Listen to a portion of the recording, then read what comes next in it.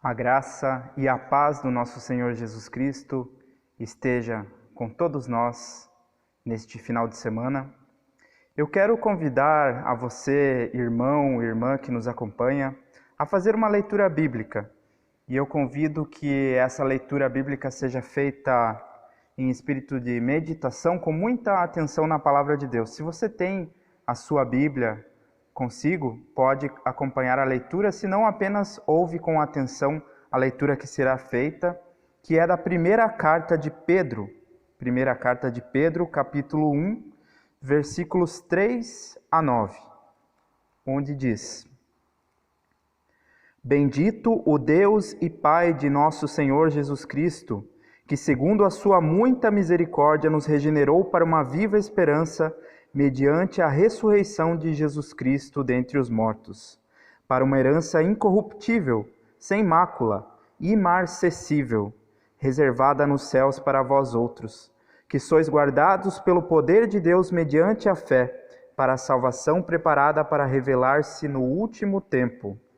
Nisso exultais, embora no presente, por breve tempo, se necessário, sejais contristados por várias provações, para que, uma vez confirmado o valor da vossa fé, muito mais preciosa do que o ouro perecível, mesmo apurado por fogo, redunde em louvor, glória e honra na revelação de Jesus Cristo, a quem não havendo visto, amais, no qual não vendo agora, mas crendo, exultais com alegria indizível e cheia de glória, obtendo o fim da vossa fé, a salvação da vossa alma.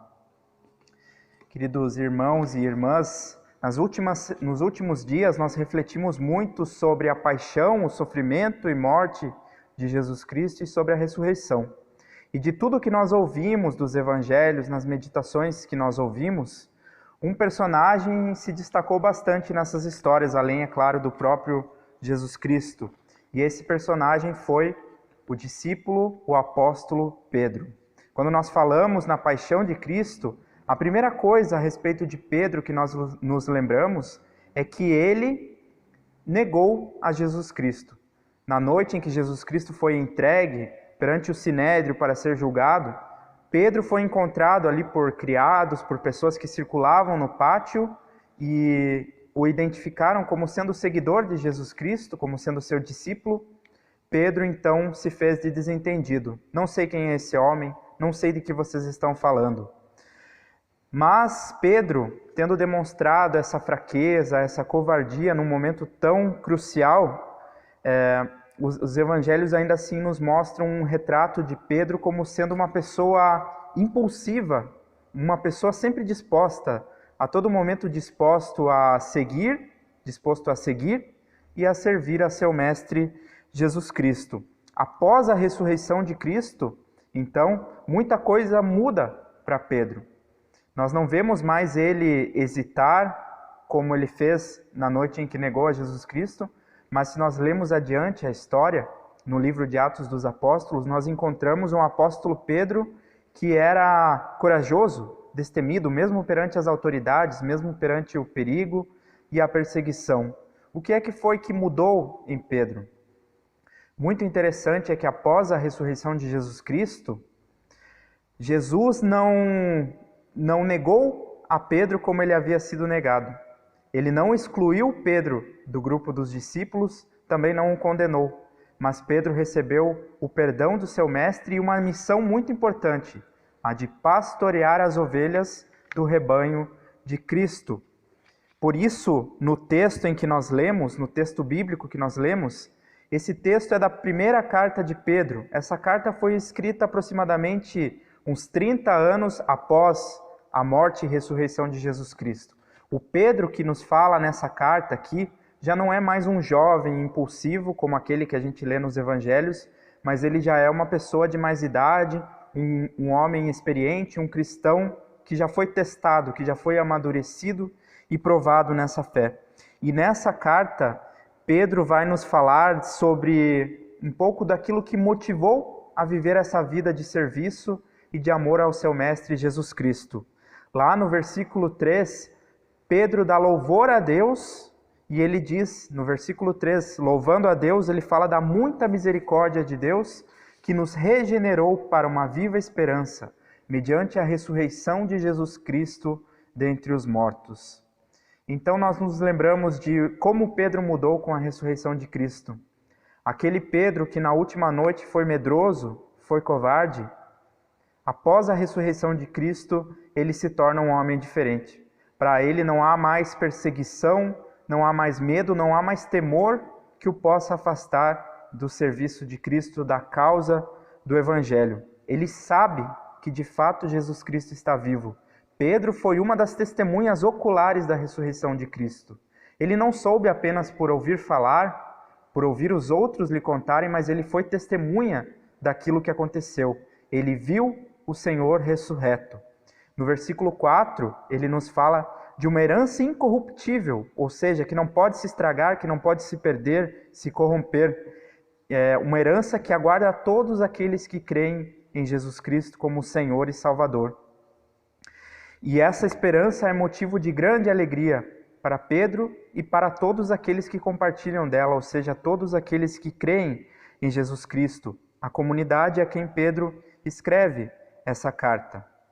No versículo 6 em diante, ele vai nos falar das provações, das muitas provações pelas quais aquelas pessoas estavam passando.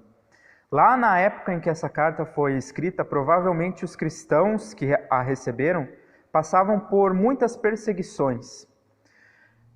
Ser cristão, professar a fé em Jesus Cristo não era algo vantajoso para eles. Não trazia status, não trazia riqueza, não trazia bem-estar, mas muito pelo contrário, isso atraía para eles muitos sofrimentos, perseguições. Diante disso, muitos com certeza abandonaram a fé, e essa de fato era a coisa mais fácil a se fazer nessas circunstâncias. Porém, aqueles que perseveraram, aqueles que permaneceram firmes na fé em Jesus Cristo, esses tiveram a sua fé testada, a sua fé provada. E é por isso que Pedro usa aqui a palavra provação para se referir a esses sofrimentos. O que são provações? Provações são todo tipo de sofrimento que podem ser usados para testar a nossa fé. Nenhum de nós quer, nenhum de nós deseja o sofrimento. Mas o fato é que o sofrimento vai estar presente em algum momento ou outro de nossas vidas. E como nós encaramos esse sofrimento? Será que nós apenas reclamamos, ficamos desapontados com Deus que não nos livra desses sofrimentos? Ou será que a gente procura usar esses sofrimentos também para amadurecimento na nossa fé? É isso que Pedro quer dizer quando ele diz que esses sofrimentos, eles são provações. Através daquela perseguição, a fé desses cristãos estava sendo provada. Nós, hoje, não enfrentamos perseguição, mas existem inúmeros outros tipos de sofrimento, provações pelas quais muitos estão passando. Nesse momento, pessoas estão desempregadas, estão perdendo seus empregos, empresários não conseguem pagar as suas contas, não conseguem pagar os seus funcionários, pessoas, muitas também, que sofrem com o medo da pandemia, o medo da doença. Alguns já estão doentes por outras causas, outros motivos, perdendo familiares, perdendo pessoas queridas. Tudo isso pode ser visto também como provação, como oportunidade para o amadurecimento na fé. Não significa que a gente não lute para amenizar o sofrimento. E também não significa que a gente não ore e não peça a Deus para que Ele alivie os nossos sofrimentos. Mas enquanto o sofrimento está presente, é muito importante nós termos em mente como nós vamos encarar esse sofrimento. Pedro também fala no seu texto do amor e da alegria que aquelas pessoas tinham por causa de Jesus Cristo. E ele se refere a essa alegria como sendo uma alegria indizível, ou seja, algo tão grande que não pode nem ser descrito. Notem que aquelas pessoas passavam por provação, mas ainda assim elas tinham alegria. Muitas vezes nós achamos que nós precisamos nos livrar de qualquer tipo de sofrimento e então nós vamos ser alegres. Que enquanto nós estamos sofrendo, nós não podemos ser alegres também. Mas o que Pedro coloca aqui é a alegria indizível que vem do perdão, da graça, da salvação em Jesus Cristo, porque essa é uma herança que não vai ser perdida. Diante de tudo isso, ele até fala que os sofrimentos pelos quais aquelas pessoas estavam passando era como um breve tempo, um breve momento de sofrimento. Para nós pode parecer que o sofrimento demora muito para passar, mas diante da eternidade de Deus e da grandeza das promessas que nós temos em Jesus Cristo, todo o tempo de sofrimento que nós temos aqui, ele é como um breve momento, se nós mantermos a nossa mente e os nossos pensamentos focados em Deus, focados no reino de Deus e na sua eternidade. E por fim, Pedro vai lembrar de qual é o objetivo da nossa fé, a salvação de nossas almas. A fé não foi algo dado por Deus para que a gente a instrumentalize, que a gente a use para obter diversos fins humanos, mas a finalidade da fé é nos salvar, ou seja, restaurar a nossa comunhão entre nós e Deus e entre irmãos na fé cristã também. Esse é o objetivo da fé. Alguém poderia pensar, para Pedro foi fácil crer na ressurreição de Jesus Cristo, afinal de contas ele viu o Mestre, ele conversou com ele ressurreto. Como é possível que alguém possa crer sem ter visto, né? Mas Pedro, ele também nos lembra aqui nesse texto que aquelas pessoas a quem ele escrevia amavam a esse Cristo, elas tinham alegria nele, apesar de não o terem visto. Isso nos lembra do diálogo entre Jesus Cristo e Tomé, porque Tomé, num primeiro momento, não acreditou na ressurreição. E ele disse, se eu não puder ver com os meus próprios olhos e tocar nas suas feridas, de maneira nenhuma poderei crer. Então, quando Jesus Cristo aparece a ele, Jesus Cristo diz, porque você viu, você creu. Mas bem-aventurados são aqueles que creram sem ter visto.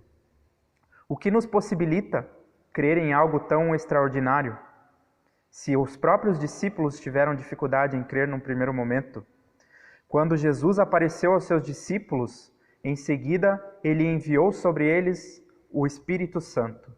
E esse Espírito Santo foi enviado sobre toda a igreja cristã e ele permanece conosco até os dias de hoje.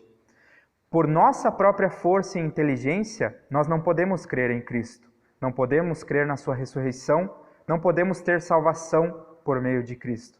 Mas é o Espírito Santo que o próprio Cristo enviou. Por meio da palavra de Deus, ele nos ilumina e faz com que a gente creia. E isso é motivo de grande alegria para todos nós, com toda certeza.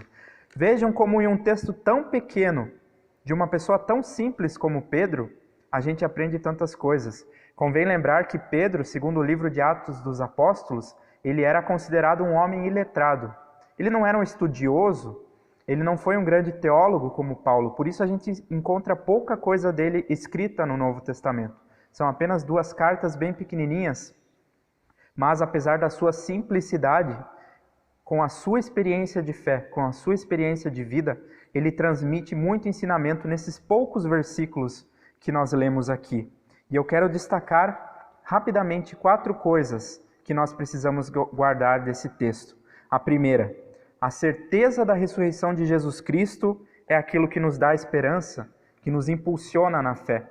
Se Cristo não tivesse ressuscitado, se nós não tivéssemos essa certeza, tudo aquilo que nós fazemos para Deus seria inútil, seria tempo perdido.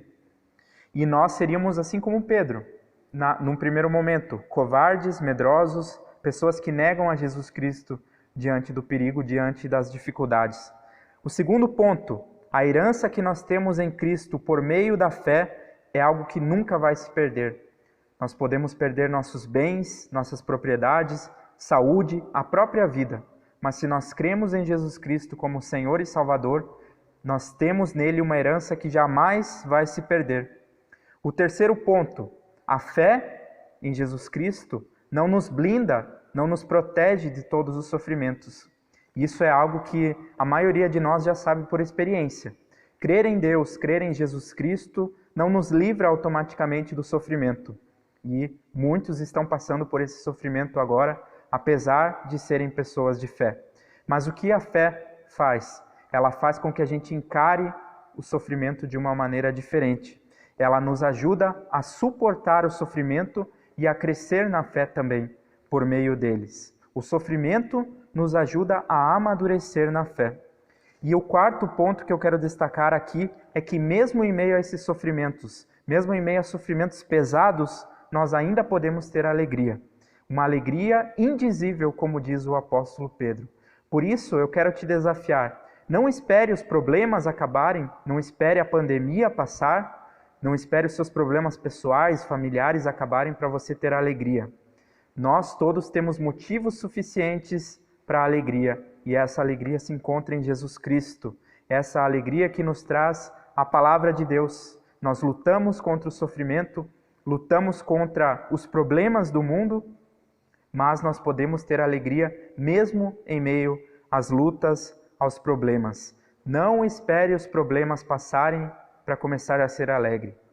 E assim, eu desejo que vocês todos tenham uma semana abençoada, meditando, refletindo nas palavras que o Senhor nos traz na Sagrada Escritura, e que a paz do nosso Deus, que excede a todo o nosso entendimento, guarde as nossas mentes e corações em Cristo Jesus. Amém.